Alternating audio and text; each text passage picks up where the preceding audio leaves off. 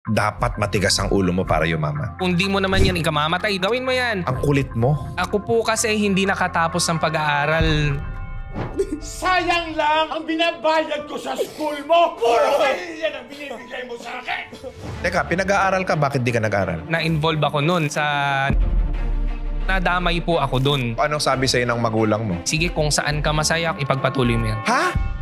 Sa naging resulta naman sa ngayon po, pinagpapasalamat ko na rin po na nangyari po yun. Bakit mo ipinagpapasalamat? Kumita ka ba ng malaki doon? Hindi po. Ito yung naging susi lang, daan na magbukas ang pinto sa akin para matuklasan ko ano pa yung ibang means para marating ko po yung gusto ko. Tinanggap mo ang sarili mo na talunan as long as nag-grow ako. Kung gusto ko nga makuha yung financial and time freedom, kailangan ma-engage po ako sa negosyo. This time around, kumita ka na. Kumita na po dahil meron na itong...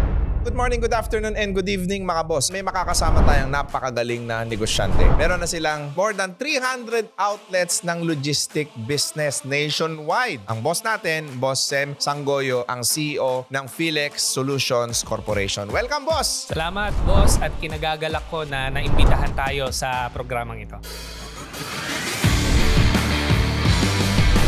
Saan ang galing si Sem? Lumaki sa isang ordinaryong pamilya lamang. Ang father ko po ay nagseserbisyo sa loob ng church. Buhay po namin simula pagkabata. Halos taon-taon, nalilipat kami ng destino. Ang naging challenge po sa akin nun, laging bago ang kaklase, kaibigan, pakikisamahan. Si Sem ay isang anak ng pastor o ministro. Apo, Kamusta ang anak ng isang pastor o ministro? Kasi maraming nag-iisip, mapipera daw ang mga pastor at mga ministro, mga may kaya, maalwan ng buhay. Hindi naging ganong kagaan naman ang pagdadala ng buhay. Katotohanan po niyan, ako'y nag-aaral lamang sa pampublikong paaralan. Hindi naman po kami sa private kasi hindi rin man afford. Higpit sinturon din po ang aming pong buhay. Medyo may hirap din talaga ang buhay. Tama, kailangan din pong magsumikap, dumiskarte para mapagsabay-sabay na maitaguyod ang pag-aaral. Kaming tatlong magkakapatid. Yung ibang mga bata, may magulang sila na normal ang trabaho, nakakapamili ng trabaho. Hindi ka ba naiinggit? Hindi, boss, dahil namulat na rin kami, naturuan kami ng aming mga magulang na tayo ay nasa loob ng paglilingkod. Ito ay malaking pribilehiyo para sa atin at bahala ng ang Diyos ang gumanti sa atin. Yun lang lagi pong itinturo sa amin. Naniniwala ka ba sa paglilingkod may pagpapala? Opo, boss, 100%. Paano mo nasabi? Sa estado ng pamumuhay namin ngayon, naming magkakapatid ng aming mga magulang, kahit na kami ay hiwalay na sa kanila, ay nakuha naman namin yung mga pangarap po namin sa buhay. As long as pinalaki ka ng maayos at tama at pinalaki kang may takot sa Diyos, pagpapalain ka. Tama po, boss. Nung nahiwalay kayo sa mga magulang ninyo, anong unang naging trabaho mo? Ako po kasi hindi nakatapos ng pag-aaral dun sa kurso na sa wisyon sa amin ng mga magulang namin. Anong course ito? Nursing po. Bakit hindi ka nakapagtapos? Na-involve ako nun sa network marketing. Teka, pinag-aaral ka, bakit di ka nag-aaral? Gusto ko ng financial freedom. Gusto ko ng time freedom. May nag-mentor sa akin na hindi mo makukuha yan dyan kung mananatili ka na ang mindset mo ay for employment. Hindi ka ba nautulang sa networking? Sa naging resulta naman sa ngayon po, pinagpapasalamat ko na rin po na nangyari po yun. Bakit mo ipinagpapasalamat nyo sa networking? Kumita ka ba ng malaki doon? Hindi po. Pinagpapasalamat ko po siya kasi nabuksan yung isip ko na kung gusto ko nga makuha yung financial and time freedom, kailangan ma-engage po ako sa negosyo. Ang networking ang pinaka magandang eskwelahan kung gusto mo magnegosyo. 2007, nung ako pina-involve sa network marketing, hindi pa masyadong putok or sikat ang social media. Malamang sigurado ako na ang network marketing ang isa sa mga pinakamadaling susi para ma-open mind ang isang tao sa ganda ng negosyo. Ilang taong ka sa networking? 4 to 5 years din po, boss. Hindi ka kumikita tapos nag-stay ka? Opo, boss, kasi nakita ko talaga yung vision eh. Hindi lang naging right timing para sa akin nung panahon na yon dahil hilaw pa ako sa karanasan. Tinanggap mo ang sarili mo na talunan for 5 years, okay lang na wala akong resulta as long as nag-grow ako. Meron akong pangarap, alam kung kailangan ko magnegosyo para makuha ko yung pangarap ko. Hindi ko man nakuha sa network marketing. Alam ko na ito yung naging susi lang, daan na magbukas ang pinto sa akin para matuklasan ko ano pa yung ibang means para marating ko po yung gusto ko. Ano yung mga sakripisyo, mga hirap na dinanas mo sa nag-networking ka tapos hindi ka kumikita? Nag-quit ako unang-una sa pag-aaral. O anong sabi sa'yo ng magulang mo? Sige, kung saan ka masaya, kung saan mo nakikitang gaganda, uunlad ka, ipagpatuloy mo yan. Swerte ka sa mga magulang. Tama po. Paano mo nasabi na swerte ka sa mga magulang? Sa amin po mga magkakapatid, lagi nila kami sinusuportahan. Basta alam naman nilang tama ang aming ginagawa ay sinusuportahan po nila. Matapos itong 5 taon na halos wala kang kinikita, paano ka nabuhay? Nag-decide ako na mag-stop at bumalik sa pag-aaral, pero nung time na bumalik na po ako sa pag-aaral, ang kinuha ko na kurso ay yung related na sa business, kaya po nag-take ako ng BSBA. Ayun na ang aking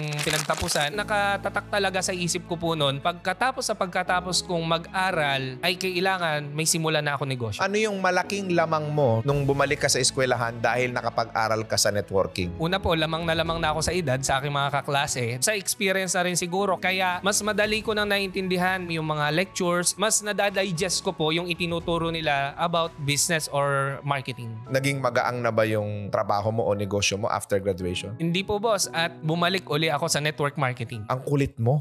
Ibig sabihin, naniniwala ka dun sa power?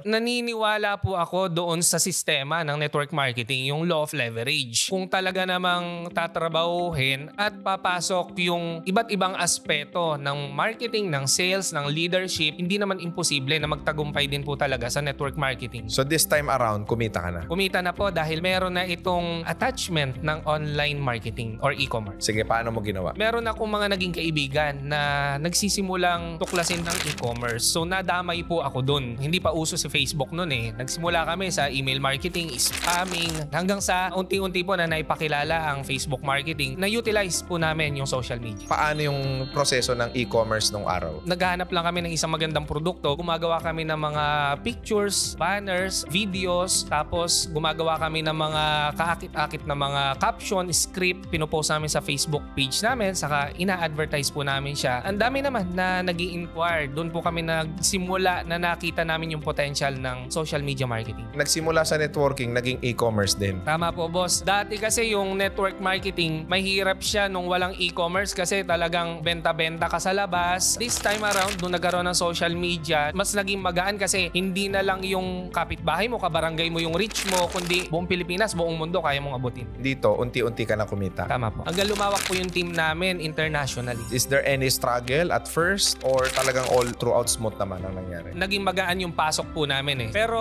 ang dami pa rin pong mga challenges dahil wala namang totally knowledgeable mentor na nag-guide sa amin all throughout. Naniniwala ka ba na ang isang tao para magtagumpay kailangan ng mentor? Yes, definitely boss. Kailangan po talaga na merong gagabay sa atin sa kung ano may gusto nating marating, pero dapat nga yung nakarating na rin doon sa gusto nating marating. Magkano kinikita mo nung araw sa e-commerce? 30,000 nung simula, pero na-experience din namin na kumita ng more than 100,000 po sa loob ng isang buwan. Isang buwan, neto yon. Neto po. Nagugulat kami that time, natutuwa kami dahil yung dating hirap namin ng times 10, na-decrease namin to very simple, times 1 or times 2 na lang. It's about adapting to change. Naniniwala ka ba na change is inevitable? Definitely boss, talagang dapat handa tayo sa pagbabago kasi kung hindi tayo magiging aware sa mga nagiging pagbabago, baka mapag-iwanan po tayo. During those times na nag-i-e-com ka, is there a point in time na nalugi kayo, na bankrupt kayo at bumagsak kayo? Biglang nagkaroon ng problema sa isang produkto, sa supply, out of stock. Ano nang ginawa nyo nun? Gumawa lang tayo ng sarili nating produkto. Nagpa-manufacture po kami sa ilan sa mga kaibigan po namin sa industriya ng manufacturing ng produkto na alam po namin na pwede namin subukan, baka ito'y maging click-winning products at hindi tayo mamumroblema sa supply soon kasi nandyan lang ang mga suppliers natin. Anong product to? Under po yan nung naging company ng aking misis sa Somi Beauty Essentials, so mga pampaganda po. Ilan po yun sa mga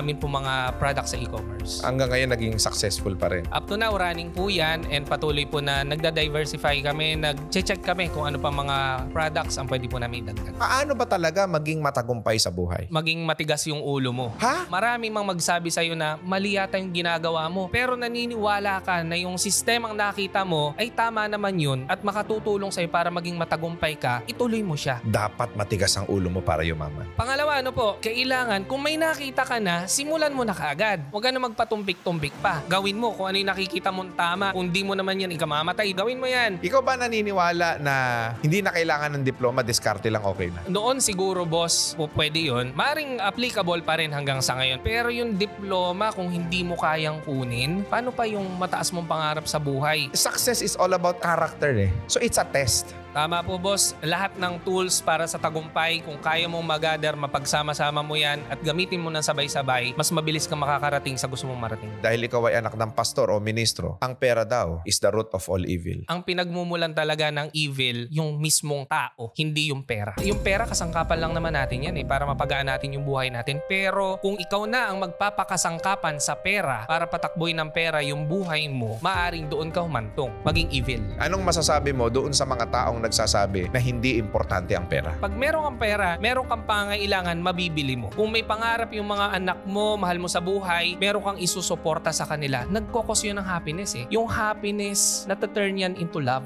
So, mahalaga pa rin talaga na meron tayong pera. Money can provide happiness and happiness can turn into love. Tama po. Paano nyo nabuo yung 300 branches? Dahil na sa aming e-commerce business, unti-unti dumami ang amin pong mga parcels at kami nagpapadala sa iba't ibang logistics company. Hanggang sa naisip namin na why not expand natin to on a nationwide scale. Kung gusto mong yumaman, huwag kang mag-ipon, matuto kang gumawa ng mas maraming pera. Tama po, boss, because money makes money and the money that makes money makes more money. Ngayon, yung 300 branches, saan yung unang branch nyo? Pasig City ang unang branch namin, which is yun na rin yung aming pinaka head office, and marami nang pumila kaagad. Actually, nung kami po yung nag-soft launching, nasa 50 na kaagad yung pong naka-ready na mag-put up ng kanilang branches. Yung atin pong tinatawag na authorized hub operator. Bakit tinangkilik ng tao yung authorized hub operator? Nakita po nila yung nakita namin na magandang negosyo ang logistics business. Bilang tulong dun sa mga viewers natin, ano ang oportunidad na pwede nilang pasukin sa PhilX? Gusto mo bang magnegosyo ng logistics? Baka PhilX na ang right partner para sa'yo. Si PhilX ay nag-o-offer po ng lifetime partnership, lifetime engagement para po doon sa mga pioneer operators pa dahil nasa pioneer stage pa rin si PhilX. Baka